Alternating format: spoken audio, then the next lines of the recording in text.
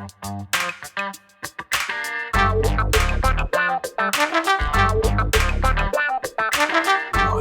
guys, welcome and thank you to those for tuning in to this edition of Let's Be Blunt with Montel. My guest today earned her BA, her MBA, and her MS from Boston University, where she also studied as an undergrad. She was a business executive in the fast-paced tech world, juggling a career and parenthood when she began experiencing severe insomnia due to stress and decided it was time for a change. She's the founder of Kind Lab, a radical plant-based wellness company. Please welcome Miss Angela Arena to Let's Be Blunt with Montel. Thanks so much for being here, Angela. Hey, thanks so much for having me. I'm excited to be here.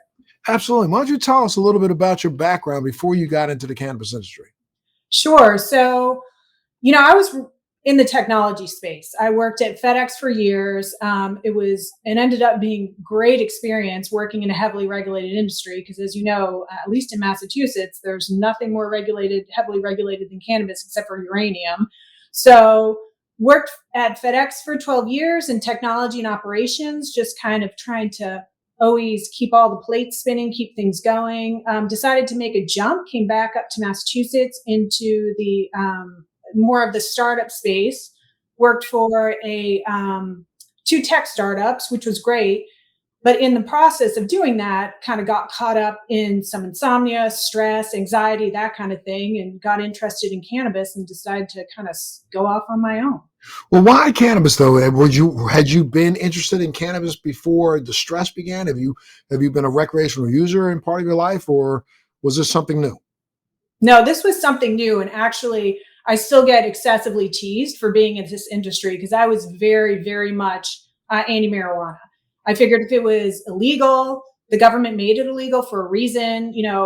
Mr. T told me to say no to drugs and Nancy Reagan, and I really, really listened. And I was very much opposed to it. In fact, when I was going through this insomnia and people were just watching me suffer, I had a lot of people suggest going to cannabis, and I just resisted it so much for that reason. So the fact that I'm so far over on the other side now really, I think, is a testament to a lot of people, especially people who know me, of how really helpful it can be. And before you actually took people's advice, I'm sure you tried some other things. What were the other things that you tried? Did you go to a doctor and get some sleep medication, or what did you do? Yeah, so it had been a couple of months and I was really, really circling the drain. I had really tried everything that I consider kind of socially acceptable / over the counter, your Tylenol PM, wine, alcohol, trying to change how I was eating around sleep, the whole thing. My next step was really to take that, that big step, which I was trying to avoid, going to the doctor, feeling like I'm complaining, asking for some help sleeping, and getting sleep medication. It just happens to be, I had a colleague at the same time that was taking a prescription sleep medication, and we would get these bizarre rambling emails from them at night. It almost became like a joke. And I just kept thinking to myself, like, what is that doing to your brain? And it made me so, so nervous that was a step I was not willing to take. So I really let myself get really low by the time, if I was such a staunch believer saying no to drugs and I was willing to try marijuana before I was willing to jump to prescription, I think that probably says something too. But fortunately, because the cannabis works so well, I didn't have to. Right, and let's talk about that first experience. I mean, of course, back then, was it legal or was not legal? Mercifully, Massachusetts had a legal medical program. So we were very, very early on in, but most of it was still in the illicit market. And so, was your first experience in the illicit market, or was it in the medical program? It was in the illicit market because at that point, there were not that many people who had licenses. So it was still illicit, which was another thing that made me nervous. You didn't know where it came from, who grew it, that kind of thing. But it's, when you think about it, it's not a whole lot different from generic medications. You don't necessarily know all the fillers and everything that's in those as well. And for me, at least, going to a plant kind of softened the blow a little there. Gotcha. And so your first experience was you got something from somebody and rolled a little joint and sat down on the couch in the living room and took a hit. I mean, what was going through your brain? So I have this it's called a one hitter. It just gives you like the tiniest amount because that's about all I was willing to like kind of try out. Go in, I'm in my room, I'm like trying to give myself a pep talk to make this happen. I take this tiny little toke. I'm like hanging my head out the bathroom window in the middle of winter in Massachusetts, exhaling it. I'm like, I don't know. I don't think this is gonna. And I was out Got the it. whole night. I woke up to my alarm. My husband was looking at me and started cheering because it was the first time I had slept through the night and actually woken up to my alarm in months. So I just remember thinking, there's no way that just happened. It had to be some like weird Twilight Zone situation. And I was like, no, that actually did happen. I just got 9 hours of sleep uninterrupted, which hadn't happened to me in months. And then did you become from that point on a daily user, not a daily user? Did you say, well, it must have been something else, so let me try something else first before I go back to this, or did you stick with it? It was more of, I got the great sleep. The next day I go to work. I'm feeling good. I'm actually getting things done. I can pay attention. And I'm thinking all day, like, there's no way. That's got to be a coincidence. It just happened to be like the stars aligned and I just got my sleep. Next day, tried it again, worked again. Next night, tried it again, worked again. And if it's a plant and it's not broke, don't fix it. So really what it did was it interested me to think of, there's an option that's natural and has, at least from my experience, over those nights, no negative side effects. Why aren't other people talking about this? Why would my next step have been to go, to a prescription medication that I was really resisting? And so that's kind of what got me interested in it, is that this is not a coincidence. This is actually a viable solution and we need to start talking about it. And then, of course, I guess you must have done some research and some studying at that point, moving forward, to figure out why is this all hyped up the way it is, right? Exactly. So when I started doing research, you discover that cannabis has been used in ritual and medicine for thousands and thousands of years. I mean, they found it in ancient Egyptian tombs, and it was in the U.S. Pharmacopoeia in the early 1900s, as recently as that. So the plant has been around and used by humans safely for ages. The prohibition has really just been in the last 100 years, so it's all we know, but it's not the history of the plant by any means. And the prohibition was for reasons not even because of the plant. Exactly. So that's another reason. It's kind of like, wait, it wasn't even the plant itself that triggered that. It was really all just like social and racial injustice, which to me was even more infuriating. It's like you're taking away a viable solution just because you're being jerks, basically. So Right. that was even more frustrating, is that this isn't a viable option and the reasons why it's not are so wrong. Right.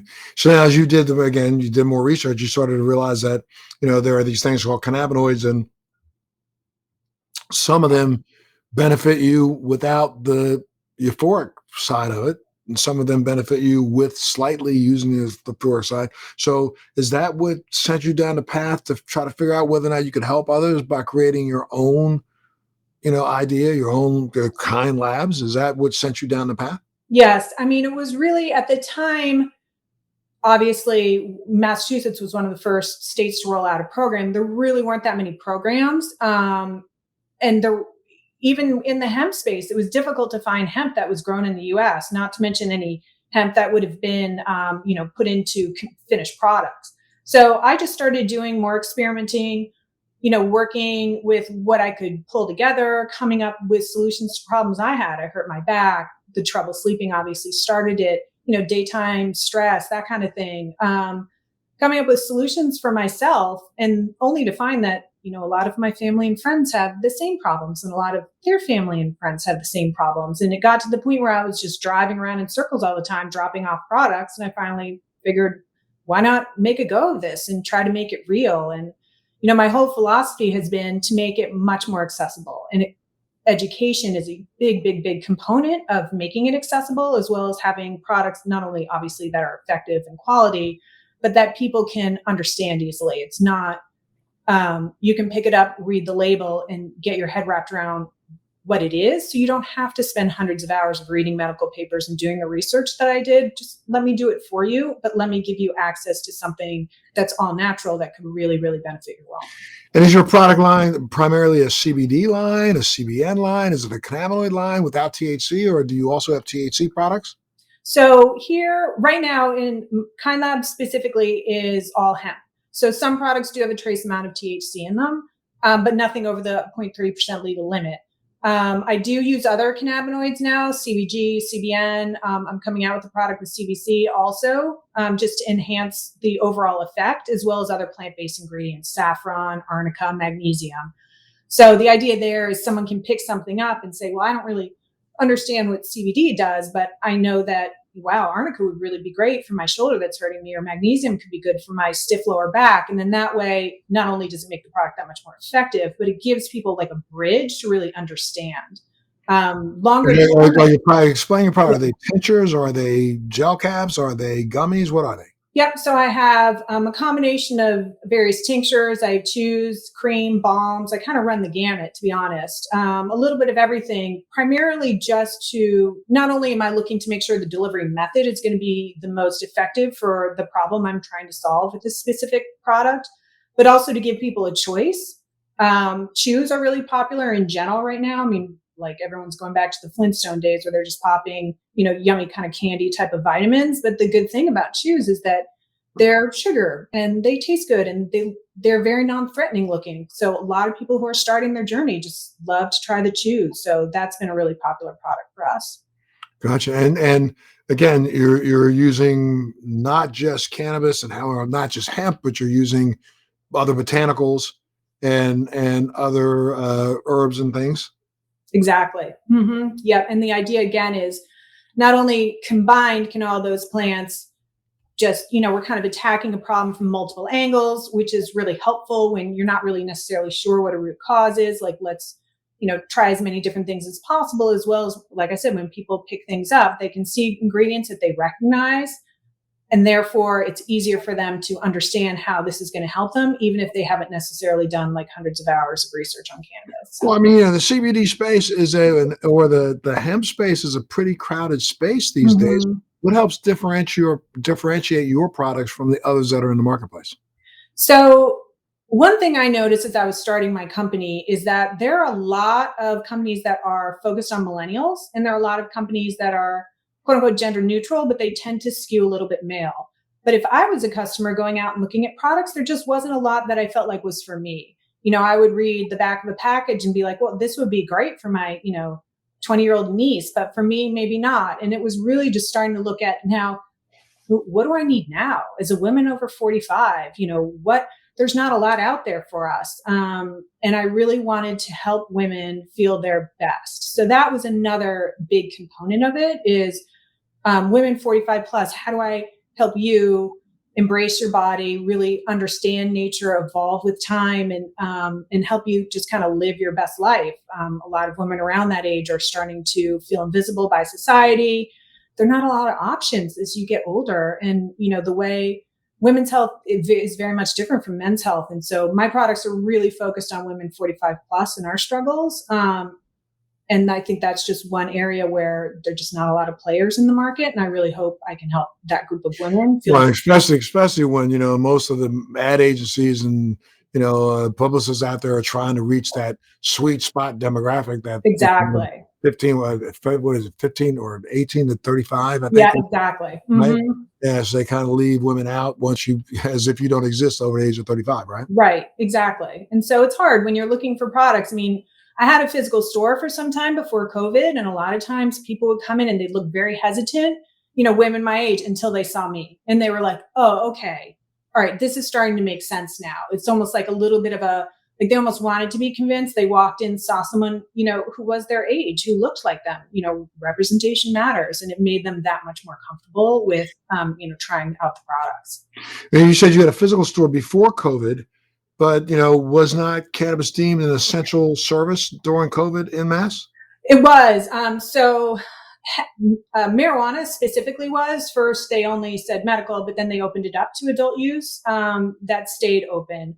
My products were hemp-based, though. And so my store, it was interesting. I was kind of at a funny pivot where I could either go all in on the store and really figure out how to make that, really big and become kind of like a full-time retailer, or I could focus on the brand, have the time and the space to really rethink formulas as I was getting tons of feedback from women who were coming in.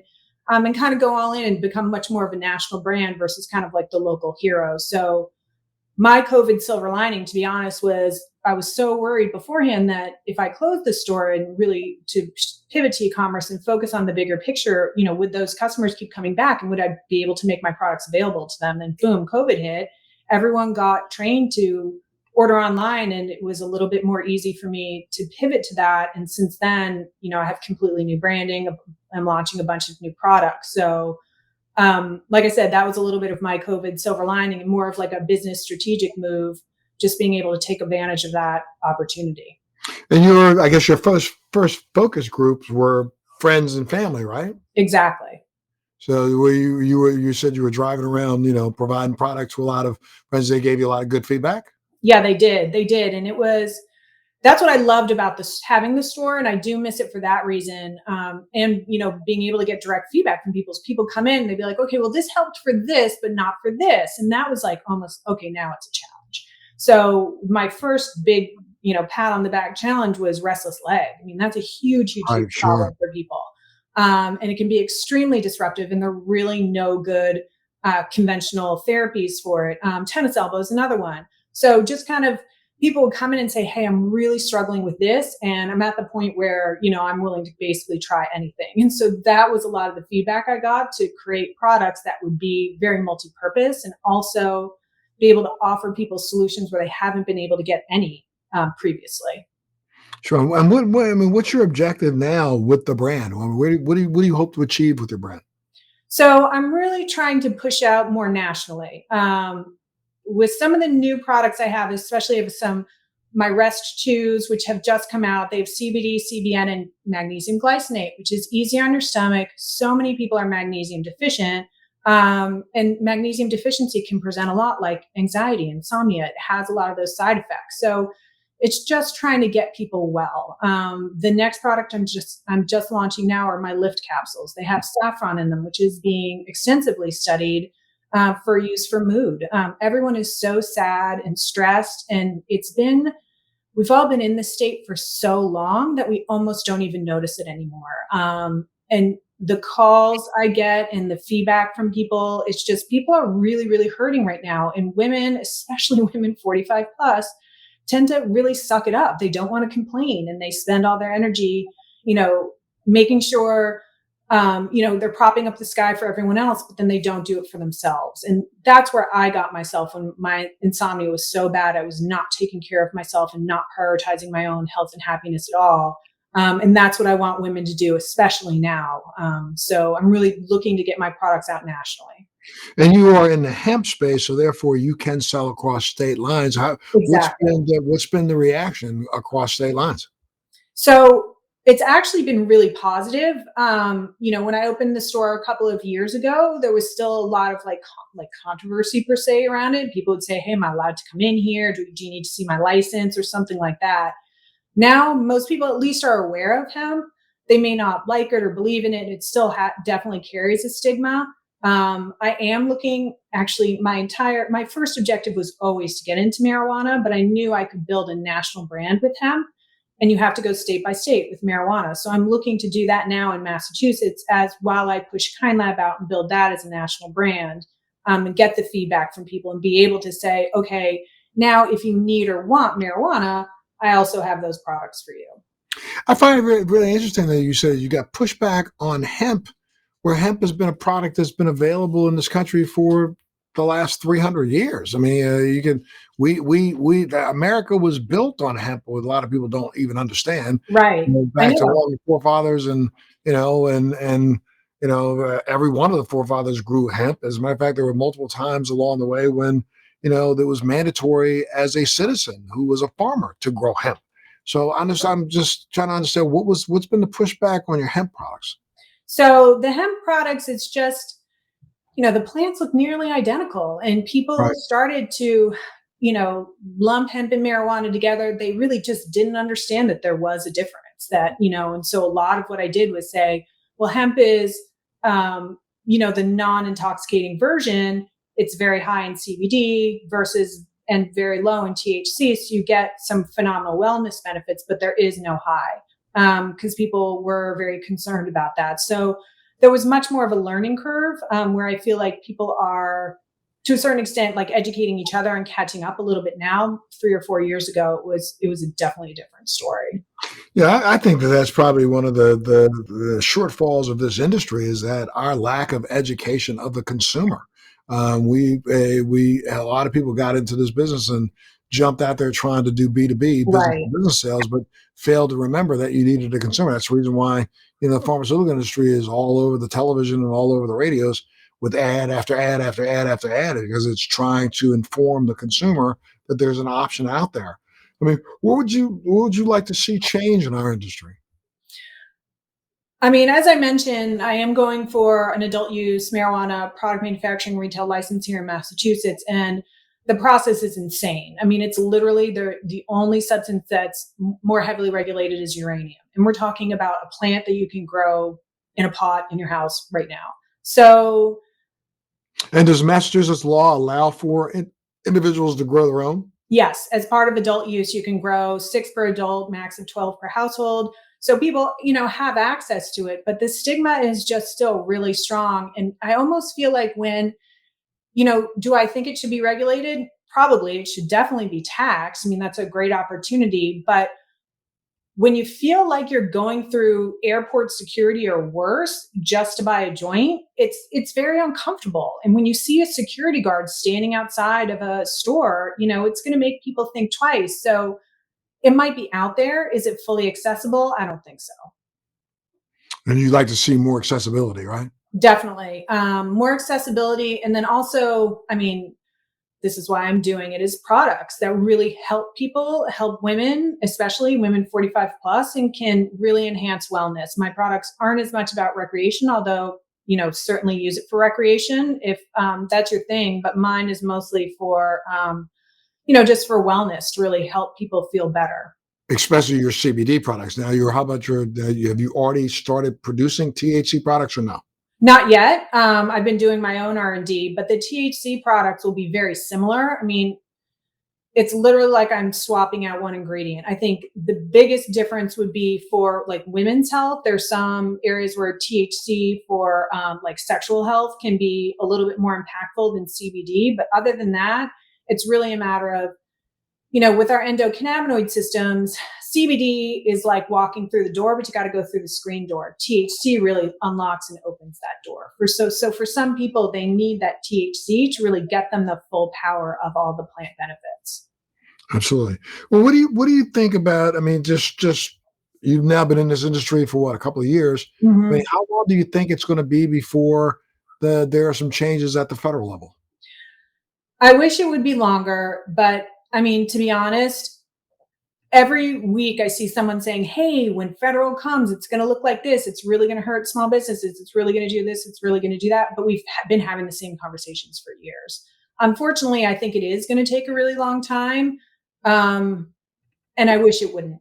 Things like banking and all those regulations that are so unnecessary and so go against state rights just make it that much more difficult for smaller operators to get involved. And Do you start have do you have the same banking issues? The fact that the federal government passed the Farm Act, I thought that alleviated some of the issues when it came to selling hemp-based products. But do you have some of the same issues?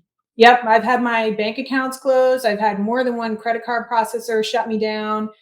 It's, to be honest, is almost in a little bit of a gray area, and that is worse than being just plain illegal, federally illegal. So, because people just don't know banks and very, like risk averse industries just don't know what to do with it. And a lot of the times, they will panic or they will just say, you know what, we're not even going to go there. So it can be really difficult. Even when you had your brick and mortar selling only hemp products, you still ran into difficulty with banking? Yes. And I got shut down. More than once. I got an email at 3 p.m. saying, "Hey, by the way, we're going to shut your credit card processing down at 5 p.m. tonight. Thanks so much for being a customer." And then the next day, I'm trying to scramble, figuring out, do I put an ATM in my store? People don't carry cash anymore. So I would say that it is definitely carry the same amount of frustrations. I have the same issues with social media. I mean, you see a lot of CBD companies advertising. They must be spending so much money because my advertising accounts keep getting shut down. So it's still very hard. There's nothing really, it's very inconsistent, and you kind of don't know when you're going to run into a roadblock. Well, that's something, of course, you would love to see change in this Yeah, industry, right? I mean, would allow for advertising, especially when it comes to CBD. I mean, or and especially when it comes to hemp. I mean, I think for years before the hemp bill, you could buy hemp products, but the majority of them were actually imported products from other countries. exactly. Exactly. So, I mean, banking is a big one. It keeps a lot of people out of the space, makes it very difficult to raise money. Women and minorities traditionally have had a harder time raising money in the first place. So, it just puts that much more pressure on people being able to either start or run a successful business. So, banking's a big one. And then just, I think the hype is still there, very much like the reefer madness and all that kind of stuff is evident when you walk by dispensaries, at least in Massachusetts, and there's a security guard sitting outside. I mean, that makes people really nervous, and I think it's gonna turn some people off, which is too bad. And it has turned people off. Well, speaking of that, you said that the first night after you got that good night's sleep, your husband applauded. What's your husband think about his wife being in this business? He is the number one person who teases me because I was always like, "You shouldn't be doing that. It's illegal. What did Mr. T say?" So I was always the one lecturing him, and now he's like, "Okay, yeah, and now this is your job." So yeah. Well, I can't thank you enough for being a part of today's show. I mean, anything else you want to add?